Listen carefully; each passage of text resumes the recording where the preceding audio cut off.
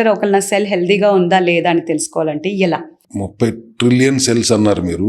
ప్రజలకు అర్థం అవడం కోసం ఆడవాళ్ళకి 25 లక్షల కోట్ల సెల్స్తో నిర్మితం అయితే మగవాళ్ళు ఇంకొక 10 లక్షల కోట్ల సెల్స్తో నిర్మితం అవుతుంది. ఓకే. సో మీ జుట్టు దగ్గర నుంచి, గోరు దగ్గర నుంచి, స్కిన్ దగ్గర నుంచి మొత్తం శరీరం లోపల ఉన్న అవయవాలన్నీ కూడా సెల్సే. ఓకే. అది టిష్యూసా, మెంబ్రెయిన్సా, everything is cell family. And 90% of the cells బతికేది 1 రోజు నుంచి 90 రోజులే. ఓకే. అయితే మాక్సిమం 100 రోజులు. సెల్ లైఫ్ అంతవరకు ఉంటుంది.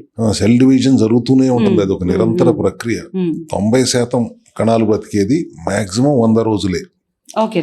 So every 100 days we are 90% new version.